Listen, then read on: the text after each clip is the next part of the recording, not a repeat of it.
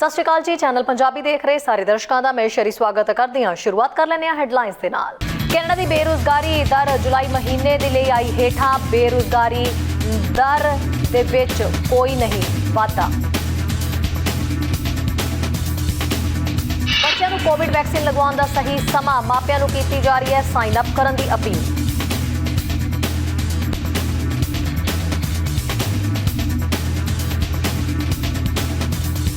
ਖਬਰਾਂ ਵਿਸਥਾਰ ਦੇ ਨਾਲ। ਸਭ ਤੋਂ ਪਹਿਲਾਂ ਅਹਿਮ ਖਬਰ। ਹਵਾਈ ਅੱਡਿਆਂ ਦੇ ਉੱਤੇ ਲਗਾਤਾਰ ਉਡਾਨਾਂ ਦੀ ਦੇਰੀ ਤੁਹਾਨੂੰ ਸਾਰਿਆਂ ਨੂੰ ਜ਼ਰੂਰ ਆਈ ਹੋਏਗੀ। ਇਹਨਾਂ ਉਡਾਨਾਂ ਦੀ ਦੇਰੀ ਦੇ ਕਾਰਨ ਲੋਕ ਪਰੇਸ਼ਾਨ ਵੀ ਹੋ ਰਹੇ ਨੇ, ਜਿਸ ਦੇ ਉੱਤੇ ਹਾਊਸ ਟਰਾਂਸਪੋਰਟ ਕਮੇਟੀ ਦੇ ਸੰਸਦ ਮੈਂਬਰਾਂ ਨੇ ਅਧਿਐਨ यानी कि एक स्टडी करने की मांग की है। हवाई अड्डे ते उड़ाना की देरी के कारण लोग परेशान हो रहे हैं, जिस कारण हाउस ऑफ कॉमन्स के वलों बुनियादी ढांचे के उत्ते कम्यूनिटीज़ ते कमेटी के मैंबर मीटिंग करनगे, जिस दे विच कई पार्टियां के नुमाइंदे जिहड़े ने वो शामिल होणगे ते इस दे उत्ते आपो अपनी राय जिहड़ी है वो सांझी की जाएगी। हाउस ऑफ कॉमन्स सितंबर के मुड़ शुरू होने तक जिहड़ा तय नहीं है। हाउस ऑफ कॉमन्स ट्रांसपोर्ट बुनियादी ढांचा ते कम्यूनिटी कमेटी के मैंबर सोमवार को मीटिंग करनगे तां जो कमेटी के मैंबरां वल्लों एयरपोर्ट देरी ते फ्लाइट रद्द करन बारे अध्ययन शुरू करन दी बेनती ते चर्चा की जा सके। हाउस ऑफ कॉमन्स सितंबर के अंत तक मुड़ शुरू होने लई तय नहीं है, पर जेकर घट्टो घट्ट दो वख-वख सियासी पार्टियां की एक कमेटी के घट्टो घट्ट 4 मैंबर मीटिंग लई बुलाउंदे ने तां इक नूं बुलाया जा सकदा है। इस मामले विच कमेटी के सारे 6 विरोधी मैंबरां कंजरवेटिव NDP ते ब्लैक भविष्यवादी नुमाइंदगी ने मीटिंग लई बुलाया गया है। खास तौर पर टोरंटो के पियरसन एयरपोर्ट से यात्रियों के लिए फ्लाइट रद्द ते महत्वपूर्ण देरी महीनों तो जारी है।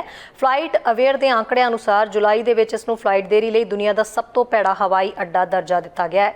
कंजरवेटिव ट्रांसपोर्ट ने कहा है कि इस दौरान साडे यात्रा के सीजन की उचाई सरकार ने साडे देश के हवाई अड्डियां विच आम समझ विच सुधार करने लई वकीलों, फ्रंट लाइन वर्करां ते आम कैनेडियनां दी गल सुनन तो इनकार कर दिता है ते उन्हां दे लगातार उपावां नूं रद्द कर दिता है, जिस नाल होर देरी हो सकती है। इस ते हुण यात्रा देरी संबंधी ट्रांसपोर्ट मंत्री कैनेडियनां नूं यात्रा करन वेले सर्विस लैवल के हक दिते गए ने। ग्रेटर टोरंटो एयरपोर्ट अथॉरिटी के मुखी ने उड़ीक समय ते रद्द करन समय नूं घटाउण विच वध रही प्रगति बारे एक अपडेट दिता है। GTA के प्रधान ने कहा है कि कस्टम ते समान इकट्ठा करन लई इंतजार का समा घट रहा है ते स्थिति हौली हौली सुधर रही है। फ्लंट ने कहा है कि समय दे आउण वालियां उड़ानां की गिनती कुछ हफ्ते पहलां सिर्फ 35% तो शुक्रवार तक 44% हो गई।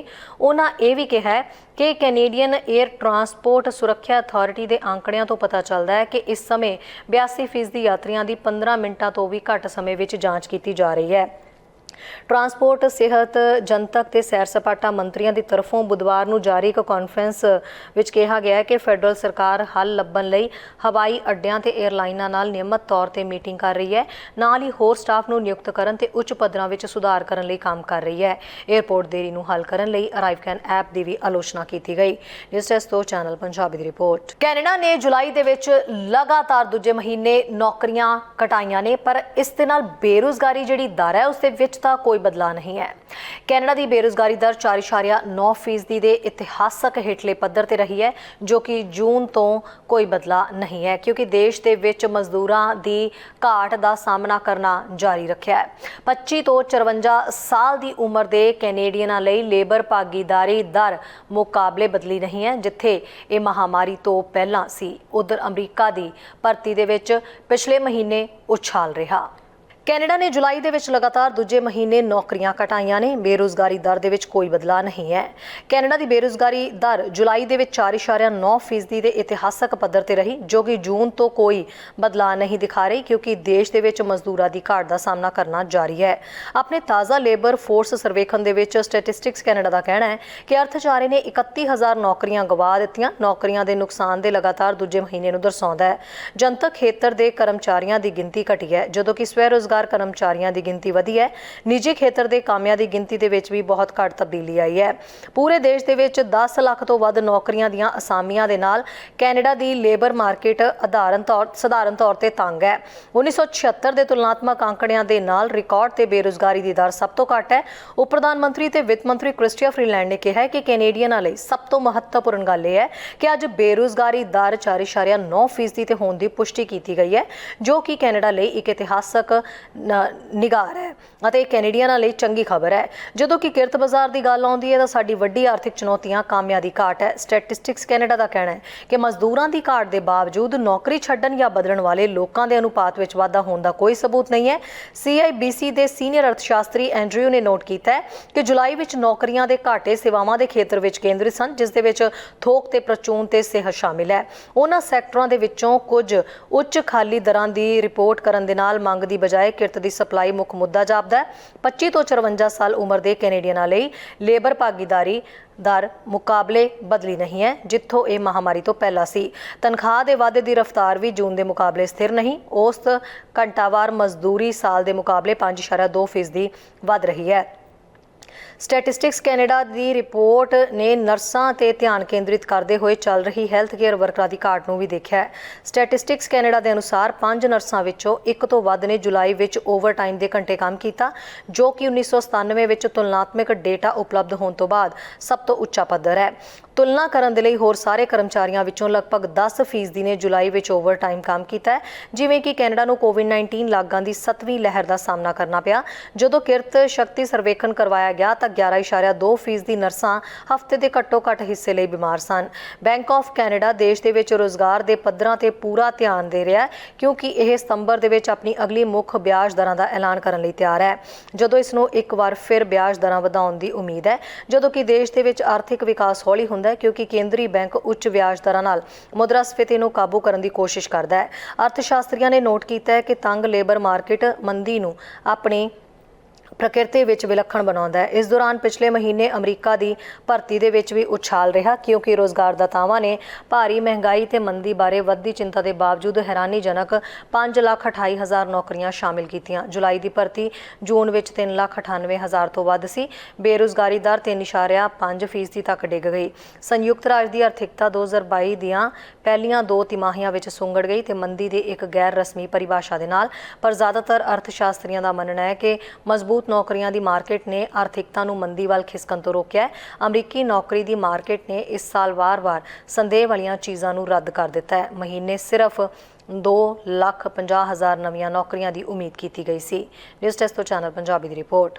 ਗਰਮੀਆਂ ਦੇ ਵਿੱਚ ਆਈ ਕੋਵਿਡ-19 ਦੀ ਇੱਕ ਹੋਰ ਵੇਵ ਤੋਂ ਬਾਅਦ ਹੁਣ ਇਹਨਾਂ ਮਾਮਲਿਆਂ ਦੇ ਵਿੱਚ ਗਿਰਾਵਟ ਸ਼ੁਰੂ ਹੋ ਗਈ ਹੈ। ਹੈਲਥ ਏਜੰਸੀ ਦੀ ਹਫ਼ਤਾਵਾਰੀ ਕੋਵਿਡ-19 ਸਰਵੇਲੈਂਸ ਰਿਪੋਰਟ ਵੀਰਵਾਰ ਦੁਪਹਿਰ ਨੂੰ ਜਾਰੀ ਕੀਤੀ ਗਈ ਹੈ। ਇਸ ਦੇ ਵਿੱਚ ਦੱਸਿਆ ਗਿਆ ਹੈ ਕਿ ਪਿਛਲੇ 7 ਦਿਨਾਂ ਦੇ ਵਿੱਚ PCR ਟੈਸਟਿੰਗ ਦੇ ਵਿੱਚ ਨੋਵਲ ਕਰੋਨਾ ਵਾਇਰਸ ਦੇ 10,982 ਜਿਹੜੇ ਨੇ ਉਹ ਨਵੇਂ ਮਾਮਲੇ ਸਾਹਮਣੇ ਆਏ ਨੇ, ਜਦਕਿ ਉਸ ਤੋਂ ਪਿਛਲੇ ਹਫ਼ਤੇ ਅਜਿਹੇ ਮਾਮਲਿਆਂ ਦੀ ਗਿਣਤੀ 12,092 ਦਰਜ ਕੀਤੀ ਗਈ ਸੀ। ਪਬਲਿਕ ਹੈਲਥ ਓਨਟਾਰੀਓ ਦਾ ਕਹਿਣਾ ਹੈ ਕਿ ਇਸ ਹਫ਼ਤੇ ਹਸਪਤਾਲਾਂ ਦੇ ਵਿੱਚ ਲੋਕਾਂ ਦੇ ਭਰਤੀ ਹੋਣ ਦੇ ਸਿਲਸਿਲੇ ਦੇ ਵਿੱਚ ਵੀ ਕਮੀ ਆਈ ਹੈ। ਜਿਸ ਹਫ਼ਤੇ 306 ਲੋਕਾਂ ਨੂੰ ਕੋਵਿਡ-19 ਕਾਰਨ ਹਸਪਤਾਲਾਂ ਦੇ ਵਿੱਚ ਭਰਤੀ ਕਰਵਾਇਆ ਗਿਆ, ਜਦਕਿ ਉਸ ਤੋਂ ਪਿਛਲੇ ਹਫ਼ਤੇ 463 ਲੋਕਾਂ ਨੂੰ ਹਸਪਤਾਲ ਦਾਖਲ ਕਰਵਾਇਆ ਗਿਆ ਸੀ। ਪ੍ਰੋਵਿੰਸ ਦੇ 7 ਦੇ 7 ਰੀਜਨਸ ਦੇ ਵਿੱਚ ਇਹ ਰੁਝਾਨ ਦੇਖਣ ਨੂੰ ਮਿਲ ਰਿਹਾ ਹੈ। ਇਹ ਖੁਲਾਸਾ ਪਬਲਿਕ ਹੈਲਥ ਓਨਟਾਰੀਓ ਦੀ ਤਾਜ਼ਾ ਰਿਪੋਰਟ ਦੇ ਵਿੱਚ ਹੋਇਆ। ਸਿਹਤ ਮੰਤਰਾਲੇ ਦੇ ਮੁਤਾਬਕ ਤਾਂ ਇਸ ਸਮੇਂ ਕੋਵਿਡ-19 ਪੋਜ਼ਿਟਿਵ 1,474 ਲੋਕ ਹਸਪਤਾਲ ਦੇ ਵਿੱਚ ਦਾਖਲ ਨੇ, ਜਦਕਿ ਉਸ ਤੋਂ ਪਿਛਲੇ ਅਜਿਹੇ ਹਫ਼ਤੇ ਅਜਿਹੇ ਲੋਕਾਂ ਦੀ ਗਿਣਤੀ ਜਿਹੜੀ ਹੈ ਉਹ ਥੋੜੀ ਵੱਧ ਕੇ 1492 ਸੀ। ਜੁਲਾਈ ਦੇ ਵਿੱਚ ਕੋਵਿਡ-19 ਦੀ 7ਵੀਂ ਵੇਵ ਆਪਣੇ ਪੂਰੇ ਜ਼ੋਰ ਤੇ ਸੀ ਤੇ ਕਾਫੀ ਜ਼ਿਆਦਾ ਲੋਕਾਂ ਨੂੰ ਮੁਸ਼ੱਕਤ ਦਾ ਸਾਹਮਣਾ ਵੀ ਕਰਨਾ ਪਿਆ, ਪਰ ਫਿਲਹਾਲ ਇਹ ਰਿਪੋਰਟ ਕਾਫੀ ਹੱਦ ਤੱਕ ਚੰਗੀ ਮੰਨੀ ਜਾ ਰਹੀ ਹੈ। ਉਧਰ ਹੈਲਥ ਸਿਸਟਮ ਦੇ ਵਿੱਚ ਵੀ ਜਿਹੜੀਆਂ ਰੁਕਾਵਟਾਂ ਪੈ ਰਹੀਆਂ ਨੇ ਉਹਦੇ ਵਿੱਚ ਵੀ ਰਫ਼ਤਾਰ ਵਧਾਉਣ ਦੀ ਕੋਸ਼ਿਸ਼ ਕੀਤੀ ਜਾ ਰਹੀ ਹੈ। ਖਾਸ ਕਰਕੇ ਇਹਨਾਂ ਦਿਨਾਂ ਦੇ ਵਿੱਚ ਹੈਲਥ ਸਰਵਿਸ ਦੇ ਵਿੱਚ ਜਿਹੜੇ ਲੋਕ ਭਰਤੀ ਕਰਨ ਦੀ ਮੰਗ ਬਾਰ-ਬਾਰ ਉੱਠ ਰਹੀ ਹੈ, ਉਸ ਦੇ ਉੱਤੇ ਜ਼ੋਰ ਦਿੱਤਾ ਜਾ ਰਿਹਾ ਹੈ। ਇਸ ਦੇ ਲਈ ਜਗਮੀਤ ਸਿੰਘ ਨੇ ਵੀ ਟਰੂਡੋ ਸਰਕਾਰ ਨੂੰ ਤਾਕੀਦ ਕੀਤੀ ਹੈ ਕਿ ਹੈਲਥ ਮਹਿਕਮੇ ਦੇ ਵਿੱਚ, ਹੈਲਥ ਵਿਭਾਗ ਦੇ ਵਿੱਚ ਹੋਰ ਵੀ ਜਿਹੜੇ ਕਾਮੇ ਨੇ ਉਹ ਭਰਤੀ ਕੀਤੇ ਜਾਣ। ਉਧਰ ਬੱਚਿਆਂ ਨੂੰ ਕੋਵਿਡ ਟੀਕੇ ਲਗਵਾਉਣ ਦਾ ਮਹੱਤਵਪੂਰਨ ਸਮਾਂ ਸਕੂਲੀ ਹਫ਼ਤੇ ਅਜੇ ਬਾਕੀ ਨੇ। ਸਿਹਤ ਏਜੰਸੀ ਨੇ ਪਿਛਲੇ ਸਾਲ ਨਵੰਬਰ ਦੇ ਵਿੱਚ 5 ਤੋਂ 11 ਸਾਲ ਦੇ ਬੱਚਿਆਂ ਦੇ ਲਈ ਵੈਕਸੀਨ ਨੂੰ ਮਨਜ਼ੂਰੀ ਦਿੱਤੀ ਸੀ। ਇਸ ਦੌਰਾਨ 6 ਮਹੀਨੇ ਤੋਂ 5 ਸਾਲ ਦੀ ਉਮਰ ਦੇ ਬੱਚਿਆਂ ਦੇ ਲਈ ਮੋਡਰਨਾ ਦੇ ਸ਼ਾਟ ਨੂੰ 14 ਜੁਲਾਈ 2022 ਨੂੰ ਮਨਜ਼ੂਰੀ ਦਿੱਤੀ ਗਈ ਸੀ। ਸਪਾਈਵੈਕਸ ਵੈਕਸੀਨ ਦਾ ਬਾਲ ਚਿਕਿਤਸਕ ਸੰਸਕਰਨ 2 ਖੁਰਾਕਾਂ ਦੇ ਵਿੱਚ ਆਉਂਦਾ ਹੈ। ਕੈਨੇਡਾ ਭਰ ਦੇ ਬੱਚਿਆਂ ਦੇ ਜ਼ਿਆਦਾਤਰ ਮਾਮਲਿਆਂ ਦੇ ਵਿੱਚ 1 ਮਹੀਨੇ ਵਿੱਚ ਕਲਾਸਰੂਮ ਵਿੱਚ ਵਾਪਸ ਆਉਣ ਦੇ ਨਾਲ ਇੱਕ ਮਾਹਰ ਦਾ ਕਹਿਣਾ ਹੈ ਕਿ ਹੁਣ ਉਹਨਾਂ ਲਈ ਆਪਣੀ ਕੋਵਿਡ-19 ਵੈਕਸੀਨ ਦਾ ਲੈਣ ਦਾ ਸਮਾਂ ਆ ਗਿਆ ਹੈ। ਇਸ ਲਈ ਉਹਨਾਂ ਪਤਝੜ ਦੇ ਵਿੱਚ ਕੁਝ ਪੱਧਰ ਦੀ ਸੁਰੱਖਿਆ ਦੀ ਮੰਗ ਕੀਤੀ ਹੈ। ਟੋਰਾਂਟੋ ਯੂਨੀਵਰਸਿਟੀ ਵਿੱਚ ਬਾਇਓਮੈਡੀਕਲ ਇੰਜੀਨੀਅਰਿੰਗ ਤੇ ਇਮਿਊਨੋਲੋਜੀ ਪ੍ਰੋਫੈਸਰ ਨੇ ਕਿਹਾ ਹੈ ਕਿ ਇੱਕ ਵਾਰ ਜਦੋਂ ਤੁਸੀਂ ਟੀਕਾ ਲਗਵਾਉਂਦੇ ਹੋ ਤਾਂ ਤੁਸੀਂ 2 ਹਫ਼ਤਿਆਂ ਦੇ ਅੰਦਰ ਪ੍ਰੋਟੈਕਟਿਡ ਇਮਿਊਨਿਟੀ ਨੂੰ ਵੇਖਣਾ ਸ਼ੁਰੂ ਕਰ ਦੇਵੋਗੇ ਤੇ ਫਿਰ ਤੁਹਾਡੀ ਦੂਜੀ ਖੁਰਾਕ ਤੋਂ ਬਾਅਦ ਤੁਸੀਂ ਮੈਚੁਰ ਇਮਿਊਨਿਟੀ ਨੂੰ ਦੇਖਣਾ ਸ਼ੁਰੂ ਕਰੋਗੇ। ਇਸ ਲਈ ਜੇਕਰ ਤੁਸੀਂ ਹੁਣੇ ਸ਼ੁਰੂ ਕਰਦੇ ਹੋ ਤਾਂ ਸਕੂਲੀ ਸਾਲ ਵੱਲ ਵਧਦੇ ਹੋ ਤਾਂ ਤੁਸੀਂ ਅਜੇ ਵੀ ਆਪਣੀ ਇਮਿਊਨਿਟੀ ਸ਼ਕਤੀ ਨੂੰ ਬਣਾ ਰਹੇ ਹੋ ਤੇ ਇਹ ਯਕੀਨੀ ਤੌਰ ਤੇ ਕੋਈ ਸੁਰੱਖਿਆ ਨਾ ਹੋਣ ਨਾਲੋਂ ਬਿਹਤਰ ਹੋਵੇਗਾ। ਉਸ ਟੀਕੇ ਨੂੰ ਬਾਅਦ ਵਿੱਚ ਜਲਦੀ ਪ੍ਰਾਪਤ ਕਰਨਾ ਸ਼ਾਇਦ ਵਧੀਆ ਵਿਚਾਰ ਹੈ। ਸਿਹਤ ਏਜੰਸੀ ਨੇ ਪਿਛਲੇ ਸਾਲ ਨਵੰਬਰ ਵਿੱਚ 5 ਤੋਂ 11 ਸਾਲ ਦੇ ਬੱਚਿਆਂ ਲਈ ਵੈਕਸੀਨ ਨੂੰ ਮਨਜ਼ੂਰੀ ਦਿੱਤੀ ਸੀ। ਇਸ ਦੌਰਾਨ 6 ਮਹੀਨੇ ਤੋਂ 5 ਸਾਲ ਦੀ ਉਮਰ ਦੇ ਬੱਚਿਆਂ ਲਈ ਮੋਡਰਨਾ ਦੇ ਸ਼ਾਟ ਨੂੰ 14 ਜੁਲਾਈ 2022 ਨੂੰ ਮਨਜ਼ੂਰੀ ਦਿੱਤੀ ਗਈ ਸੀ। ਸਪਾਈਵੈਕਸ ਵੈਕਸੀਨ ਦੇ ਮਾਹਰ ਦਾ ਕਹਿਣਾ ਹੈ ਕਿ ਇਹ 2 ਖੁਰਾਕਾਂ ਵਿੱਚ ਆਉਂਦਾ ਹੈ। ਹਰ ਇੱਕ ਬਾਲਗ ਖੁਰਾਕ ਦੇ ਆਕਾਰ ਦਾ 1/4 ਹੁੰਦਾ ਹੈ। ਮਾਹਰਾਂ ਦਾ ਕਹਿਣਾ ਹੈ ਕਿ ਇਹ ਕਲੀਨਿਕ ਅਜਮਾਇਸ਼ਾਂ ਦੇ ਵਿੱਚੋਂ ਲੰਘਣ ਤੋਂ ਬਾਅਦ ਹੀ ਪਾਸ ਕੀਤਾ ਗਿਆ। ਡਾਟਾ ਮੁਤਾਬਕ ਭਾਰੀ ਮਾਤਰਾ ਹੈ ਕਿ ਇਹ ਸੁਰੱਖਿਅਤ ਹੈ। ਵਿਚਾਰਨ ਵਾਲੀ ਗੱਲ ਇੱਕ ਹੋਰ ਮਹੱਤਵਪੂਰਨ ਹੈ ਕਿ ਇਹ ਬੱਚਿਆਂ ਵਾਲਾ ਟੀਕਾ ਜੂਨ ਤੋਂ ਪਹਿਲਾਂ ਹੀ ਅਮਰੀਕਾ ਵਿੱਚ ਮਨਜ਼ੂਰ ਹੋ ਚੁੱਕਿਆ ਹੈ। ਇਸ ਲਈ ਕੋਈ ਸੁਰੱਖਿਆ ਸੰਕੇਤ ਨਹੀਂ ਹੈ। ਸਭ ਕੁਝ ਠੀਕ ਹੈ ਜਿਵੇਂ ਕਿ ਕਲੀਨਿਕਲ ਟ੍ਰਾਇਲ ਦੇ ਵਿੱਚ ਦਿਖਾਇਆ ਗਿਆ ਸੀ। ਇਸ ਸਮੇਂ ਹੈਲਥ ਕੈਨੇਡਾ ਇੱਕ ਨਵੀਂ ਅਪਡੇਟ ਕੀਤੀ ਗਈ ਵੈਕਸੀਨ ਦੀ ਸਮੀਖਿਆ ਕਰ ਰਿਹਾ ਹੈ ਜਿਸ ਨੂੰ ਓਮਿਕਰੋਨ ਵੇਰੀਐਂਟ ਲਈ ਅਨੁਕੂਲਿਤ ਕੀਤਾ ਗਿਆ ਹੈ ਤੇ ਉਮੀਦ ਕੀਤੀ ਜਾਂਦੀ ਹੈ ਕਿ ਪਤਝੜ ਵਿੱਚ ਮਨਜ਼ੂਰੀ ਘਟ ਜਾਵੇਗੀ। ਹਾਲਾਂਕਿ ਉਹ ਸ਼ਾਟ ਪਹਿਲਾਂ ਬਾਲਗਾਂ ਨੂੰ ਦਿੱਤਾ ਜਾਵੇਗਾ। ਖਾਨ ਦਾ ਕਹਿਣਾ ਹੈ ਕਿ ਵੈਕਸੀਨ ਦਾ ਮੌਜੂਦਾ ਸੰਸਕਰਨ ਪ੍ਰਾਪਤ ਕਰਨ ਵਾਲੇ ਛੋਟੇ ਬੱਚੇ ਇਸ ਪਾੜੇ ਨੂੰ ਪੂਰਾ ਕਰਨਗੇ ਜਦੋਂ ਤੱਕ ਉਹਨਾਂ ਲਈ ਨਵਾਂ ਸ਼ਾਟ ਮਨਜ਼ੂਰ ਨਹੀਂ ਹੋ ਜਾਂਦਾ। ਇਹ ਯਾਦ ਰੱਖਣਾ ਬਹੁਤ ਮਹੱਤਵਪੂਰਨ ਹੈ ਕਿ ਜਦੋਂ ਤੁਹਾਡੇ ਬੱਚਿਆਂ ਦਾ ਟੀਕਾਕਰਨ ਹੋ ਜਾਂਦਾ ਹੈ ਤਾਂ ਉਹਨਾਂ ਨੂੰ ਓਮਿਕਰੋਨ ਦੇ ਵਿਰੁੱਧ ਸੁਰੱਖਿਆ ਵਿੱਚ ਵਾਧਾ ਹੋਵੇਗਾ ਕਿਉਂਕਿ ਜਦੋਂ ਕਲੀਨਿਕਲ ਅਜਮਾਇਸ਼ਾਂ ਹੋਈਆਂ ਇਹ ਓਮਿਕਰੋਨ ਦੇ ਆਲੇ-ਦੁਆਲੇ ਦੇ ਸਮੇਂ ਦੌਰਾਨ ਹੋਇਆ ਸੀ ਤੇ ਇਹ ਲਾਗ ਦੇ ਵਿਰੁੱਧ ਲਗਭਗ 40% ਦੀ ਸੁਰੱਖਿਆ ਨੂੰ ਦਰਸਾਉਂਦਾ ਹੈ। ਪਰ ਇਹ ਵੇਖਣਾ ਬਹੁਤ ਵਧੀਆ ਹੈ ਕਿ ਬੱਚਿਆਂ ਵਿੱਚ ਕਿਸ਼ੋਰਾਂ ਦੇ ਬਰਾਬਰ ਐਂਟੀਬਾਡੀ ਦੇ ਉੱਚ ਪੱਧਰ ਹੁੰਦੇ ਨੇ। ਉਹਨਾਂ ਕਿਹਾ ਕਿ ਸੁਰੱਖਿਆ ਦੀ ਪਰਤ ਇਸ ਦੇ ਫੈਲਣ ਨੂੰ ਘਟਾ ਦੇਵੇਗੀ ਜੋ ਵਾਇਰਸ ਦੀ ਮਜ਼ਬੂਤ ਹੋਣ ਤੇ ਦੁਹਰਾਉਣ ਦੀ ਸਮਰੱਥਾ ਨੂੰ ਹੌਲੀ ਕਰ ਦਿੰਦਾ ਹੈ। ਫਾਲ ਦੇ ਨਾਲ ਦੂਜੀ ਚਿੰਤਾ ਇਹ ਹੈ ਕਿ ਇਹ ਠੰਡੇ ਤੇ ਫਲੂ ਦੇ ਮੌਸਮ ਨਾਲ ਮਿਲ ਜਾਂਦਾ ਹੈ। ਖਾਨ ਦਾ ਕਹਿਣਾ ਹੈ ਕਿ ਜੇਕਰ ਤੁਸੀਂ ਚੁਣਦੇ ਹੋ ਤਾਂ ਬੱਚਿਆਂ ਲਈ ਦੋਵੇਂ ਸ਼ਾਟ ਲੈਣਾ ਸੁਰੱਖਿਅਤ ਹੈ। ਖਾਨ ਦਾ ਇਹ ਵੀ ਕਹਿਣਾ ਹੈ ਕਿ ਕੋਵਿਡ-19 ਦੇ ਵਿਰੁੱਧ ਟੀਕਾਕਰਨ ਚੱਲ ਰਹੇ ਨਿੱਜੀ ਸੁਰੱਖਿਆ ਅਭਿਆਸਾਂ ਦੇ ਨਾਲ ਜੋੜ ਕੇ ਕੀਤਾ ਜਾ ਸਕਦਾ ਹੈ। ਬਹੁਤ ਸਾਰੇ ਲੋਕ ਆਪਣੇ ਰੋਜ਼ਾਨਾ ਰੁਝੇਵੇਂ ਜਿਵੇਂ ਕਿ ਮਾਸਕ ਪਾਉਣ ਤੇ ਹੱਥ ਧੋਣ ਲਈ ਆਉਂਦੇ ਨੇ। BC ਵਿੱਚ ਕੋਵਿਡ-19 ਟੀਕੇ 6 ਮਹੀਨੇ ਤੋਂ 5 ਸਾਲ ਦੀ ਉਮਰ ਦੇ ਬੱਚਿਆਂ ਨੂੰ 2 ਅਗਸਤ ਤੋਂ ਦਿੱਤੇ ਜਾਣਗੇ। ਸੂਬਾ ਉਮੀਦ ਕਰ ਰਿਹਾ ਹੈ ਕਿ ਹੋਰ ਲੋਕ ਆਪਣੇ ਬੱਚਿਆਂ ਨੂੰ ਇਸ ਲਈ ਸਾਈਨ ਅਪ ਕਰਨਗੇ। ਸੂਬੇ ਦਾ ਕਹਿਣਾ ਹੈ ਕਿ ਇੱਥੇ ਲਗਭਗ 1.3 ਮਿਲੀਅਨ ਬ੍ਰਿਟਿਸ਼ ਕੋਲੰਬੀਅਨ ਹਨ ਜੋ ਹੁਣ ਆਪਣੇ ਪਹਿਲੇ ਬੂਸਟਰ ਜਾਂ ਤੀਜੀ ਖੁਰਾਕ ਲਈ ਬਕਾਇਆ ਨੇ ਪਰ ਅਜੇ ਇਸ ਨੂੰ ਪ੍ਰਾਪਤ ਕਰਨਾ ਬਾਕੀ ਹੈ। ਇਹ ਲੋਕਾਂ ਨੂੰ ਯਾਦ ਦਿਵਾਉਂਦਾ ਹੈ ਕਿ ਬੂਸਟਰਾਂ ਦੀ ਅਜੇ ਵੀ ਸਿਫਾਰਿਸ਼ ਕੀਤੀ ਜਾਂਦੀ ਹੈ ਭਾਵੇਂ ਤੁਹਾਡੇ ਕੋਲ ਕੋਵਿਡ-19 ਹੈ। ਜੇਕਰ ਤੁਹਾਡੇ ਕੋਲ 3 ਕੋਵਿਡ-19 ਟੀਕੇ ਨਹੀਂ ਹੈ ਤਾਂ ਤੁਸੀਂ ਅਪ ਟੂ ਡੇਟ ਨਹੀਂ ਹੋ। ਦੂਜੇ ਬੂਸਟਰ ਸ਼ਾਟ ਜਾਂ ਚੌਥੀ ਖੁਰਾਕ ਮੌਜੂਦਾ ਸਮੇਂ ਵਿੱਚ 70 ਤੇ ਇਸ ਤੋਂ ਵੱਧ ਉਮਰ ਦੇ ਲੋਕਾਂ ਦੇ ਨਾਲ 55 ਤੇ ਇਸ ਤੋਂ ਵੱਧ ਉਮਰ ਦੇ ਮੂਲ ਵਾਸੀਆਂ ਨੂੰ ਵੀ ਦਿੱਤੀ ਜਾ ਰਹੀ ਹੈ। BC ਸਰਕਾਰ ਦਾ ਕਹਿਣਾ ਹੈ ਕਿ ਵੈਕਸੀਨ ਦੀ ਕੋਈ ਕਮੀ ਨਹੀਂ ਹੈ। ਨਿਊਜ਼ ਡੈਸਕ ਤੋਂ ਚੈਨਲ ਪੰਜਾਬੀ ਦੀ ਰਿਪੋਰਟ। ਸੂਬਾਈ ਫੰਡਿੰਗ ਦੇ ਵੱਲੋਂ ਭੋਜਨ ਸੁਰੱਖਿਅਤ ਭਵਿੱਖ ਨੂੰ ਵਿਕਸਿਤ ਕਰਨ ਦੇ ਵਿੱਚ ਮਦਦ ਮਿਲੇਗੀ ਜਿਸ ਦੇ ਨਾਲ ਸਰੀ ਤੇ ਵਾਈਟ ਰੌਕ ਦੇ ਵਸਨੀਕਾਂ ਨੂੰ ਜਲਦੀ ਹੀ ਸਥਾਨਕ ਭੋਜਨ ਸੁਰੱਖਿਆ ਪ੍ਰੋਜੈਕਟਾਂ ਦੇ ਮਾਧਿਅਮ ਨਾਲ ਵਧੇਰੇ ਪੌਸ਼ਟਿਕ ਭੋਜਨ ਤੱਕ ਪਹੁੰਚ ਪ੍ਰਾਪਤ ਹੋਵੇਗੀ। ਪ੍ਰੋਜੈਕਟ ਸਰੋਤ ਕਮਿਊਨਿਟੀ ਰਿਸੋਰਸਸ ਤੇ public health association of British Columbia ਨੂੰ $58,000 ਸੂਬਾਈ ਫੰਡਿੰਗ ਦੇ ਵਿੱਚ ਮਿਲੇਗਾ। ਸਰੀ ਤੇ ਵਾਈਟ ਰੌਕ ਦੇ ਵਸਨੀਕਾਂ ਨੂੰ ਜਲਦੀ ਹੀ ਸਥਾਨਕ ਭੋਜਨ ਸੁਰੱਖਿਆ ਪ੍ਰੋਜੈਕਟਾਂ ਦੇ ਲਈ ਗ੍ਰਾਂਟਾਂ ਦੇ ਮਾਧਿਅਮ ਨਾਲ ਵਧੇਰੇ ਪੌਸ਼ਟਿਕ ਭੋਜਨ ਤੱਕ ਪਹੁੰਚ ਪ੍ਰਾਪਤ ਹੋ ਸਕੇਗੀ। ਜੀ ਹਾਂ, ਸਰੋਤ ਕਮਿਊਨਿਟੀ ਰਿਸੋਰਸਸ ਤੇ public health association of British Columbia ਨੂੰ $58,000 ਸੂਬਾਈ ਫੰਡਿੰਗ ਵਿੱਚ ਮਿਲੇਗਾ। $8 ਲੱਖ ਦਾ ਹਿੱਸਾ ਵਿਕਟੋਰੀਆ ਫਾਊਂਡੇਸ਼ਨ ਦੇ food security provincial initiatives fund ਰਾਹੀਂ ਬ੍ਰਿਟਿਸ਼ ਕੋਲੰਬੀਆ ਦੇ ਵਿੱਚ ਵੰਡਿਆ ਜਾ ਰਿਹਾ ਹੈ। ਸਮਾਜਿਕ ਵਿਕਾਸ ਅਤੇ ਗਰੀਬੀ ਨਿਵਾਰਨ ਮੰਤਰੀ ਨਿਕੋਲਸ ਨੇ ਕਿਹਾ ਹੈ ਕਿ ਪਿਛਲੇ ਕੁਝ ਸਾਲਾਂ ਵਿੱਚ ਅਸੀਂ ਭੋਜਨ ਸਪਲਾਈ ਅਤੇ ਭੋਜਨ ਸੁਰੱਖਿਆ ਵਿੱਚ ਸੁਧਾਰ ਕਰਨ ਦੀ ਲੋੜ ਬਾਰੇ ਵਧੇਰੇ ਜਾਗਰੂਕ ਹੋਏ ਹਾਂ। ਇਸੇ ਸੰਬੰਧੀ ਕੋਸ਼ਿਸ਼ਾਂ ਵੀ ਕੀਤੀਆਂ ਜਾ ਰਹੀਆਂ ਨੇ। ਸੋਰਸਿਸ ਕਮਿਊਨਿਟੀ ਰਿਸੋਰਸਿਸ ਲਈ ਇਹ ਫੰਡਿੰਗ ਸਰੀ ਤੇ ਵਾਈਟ ਰੌਕ ਦੇ ਨਿਵਾਸੀਆਂ ਤੇ ਉਹਨਾਂ ਦੇ ਖੇਤਰੀ ਭੋਜਨ ਹੱਬ ਨੂੰ ਵੇਅਰ ਹਾਊਸ ਪ੍ਰਬੰਧਨ ਹੁਨਰਾਂ ਦੇ ਵਿੱਚ ਸਿਖਲਾਈ ਅਤੇ ਸਮਰੱਥਾ ਦਾ ਨਿਰਮਾਣ ਕਰਕੇ ਸਹਾਇਤਾ ਕਰੇਗੀ। ਉਹਨਾਂ ਇਸ ਟਾਈਮ ਸਰੀ ਨਿਊਟਨ ਤੇ ਕਿਰਤ ਮੰਤਰੀ ਵਿਧਾਇਕ ਹੈਰੀ ਬੈਂਸ ਨੇ ਕਿਹਾ ਹੈ ਕਿ ਮੈਨੂੰ ਖੁਸ਼ੀ ਹੈ ਕਿ ਇਸ ਫੰਡਿੰਗ ਦਾ ਮਤਲਬ ਹੈ ਕਿ ਸਥਾਨਕ ਭਾਈਚਾਰੇ ਤੇ ਸੂਬੇ ਭਰ ਦੇ ਲੋਕਾਂ ਨੂੰ ਭੋਜਨ, ਸੁਰੱਖਿਆ, ਸਿੱਖਿਆ ਤੇ ਸਿਖਲਾਈ ਦੇ ਮੌਕਿਆਂ ਤੋਂ ਲਾਭ ਹੋਵੇਗਾ। ਸਿਹਤਮੰਦ ਭੋਜਨ ਤੱਕ ਪਹੁੰਚ ਵਧਾਉਣ ਲਈ ਲੋੜੀਂਦੇ ਗਿਆਨ ਅਤੇ ਸਾਧਨਾਂ ਨਾਲ ਲੋਕਾਂ ਨੂੰ ਸਸ਼ਕਤ ਕਰਨਾ ਪਰਿਵਾਰਾਂ ਤੇ ਬੱਚਿਆਂ ਦੀ ਮਦਦ ਦੀ ਕੁੰਜੀ ਹੋਵੇਗਾ।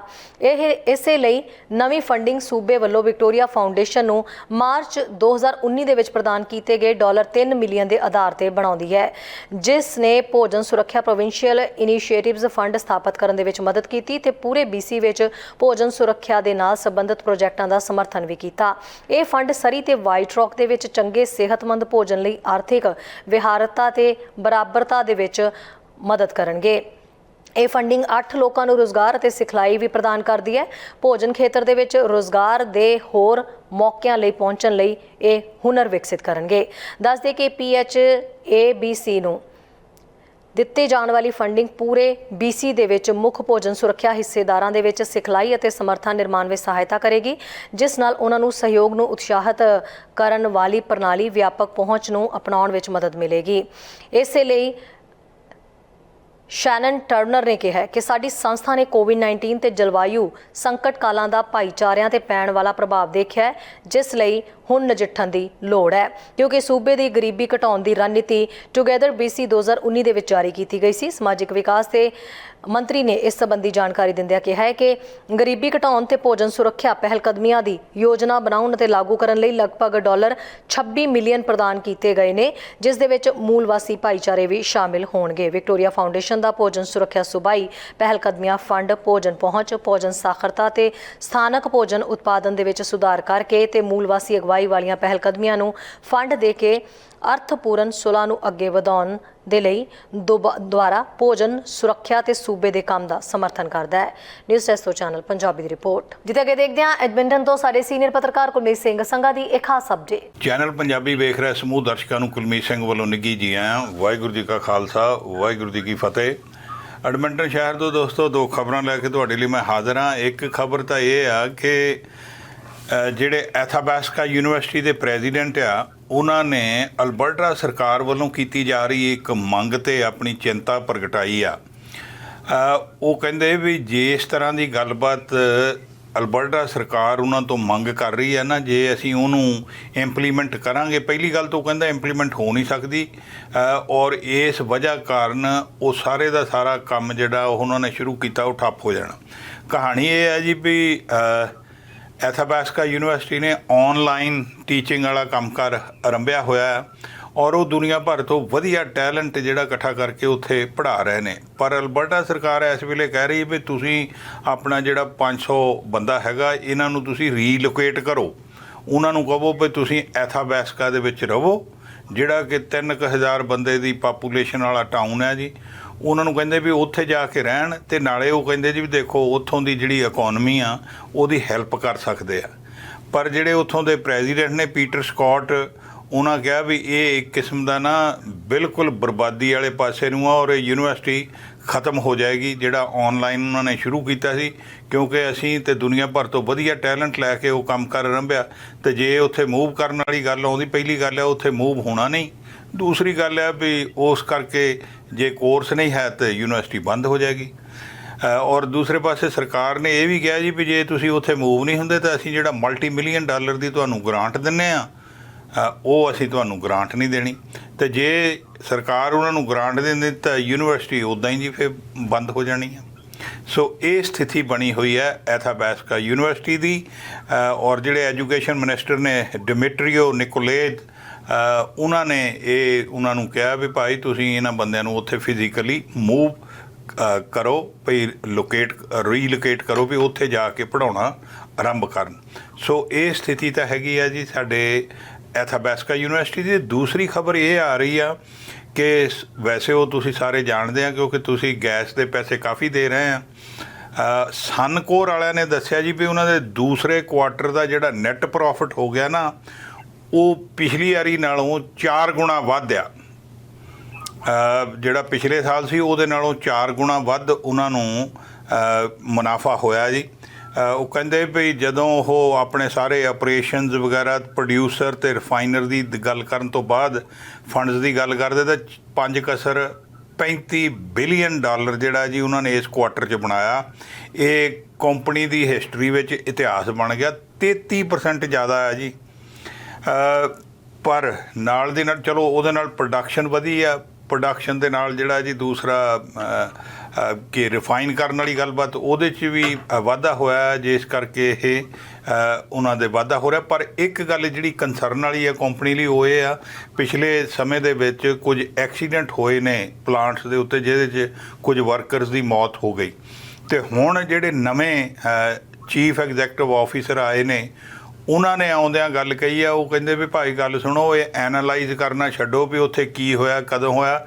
ਜਿਹੜੀਆਂ ਪਲੈਨਸ ਆ ਸੇਫਟੀ ਵਾਲੀਆਂ, ਉਹਨਾਂ ਨੂੰ ਐਗਜ਼ੀਕਿਊਟ ਕਰੋ ਤਾਂ ਕਿ ਗਾਹਾਂ ਨੂੰ ਇੱਦਾਂ ਦੀ ਕੋਈ ਵੀ ਘਟਨਾ ਜਿਹੜੀ ਆ ਵਾਪਰ ਨਾ ਸਕੇ। ਚੈਨਲ ਪੰਜਾਬੀ ਲਈ ਕੁਲਮੀਤ ਸਿੰਘ ਸੰਘਾ, ਐਡਮਿੰਟਨ। ਖਬਰਾਂ ਤੇ ਜਾਣਕਾਰੀਆਂ ਦਾ ਸਿਲਸਿਲਾ ਫਿਲਹਾਲ ਇੱਥੇ ਮੁੱਕਦਾ। ਨਵੀਆਂ ਤੇ ਤਾਜ਼ਾ ਖਬਰਾਂ ਲੈ ਕੇ ਫਿਰ ਤੋਂ ਹਾਜ਼ਰ ਹੋਵਾਂਗੇ। ਇਜਾਜ਼ਤ ਚਾਹੁੰਦੇ ਹਾਂ। ਧੰਨਵਾਦ। ਸਾਡਾ ਹਰ ਇੱਕ ਪ੍ਰੋਗਰਾਮ ਵੇਖਣ ਤੇ ਸਾਡੇ ਨਾਲ ਜੁੜਨ ਲਈ ਸਬਸਕ੍ਰਾਈਬ ਕਰੋ ਚੈਨਲ ਪੰਜਾਬੀ ਤੇ ਨੋਟੀਫਿਕੇਸ਼ਨ ਲਈ ਬੈਲ ਆਈਕਨ ਵਾਲੇ ਬਟਨ ਤੇ ਕਲਿੱਕ ਕਰੋ।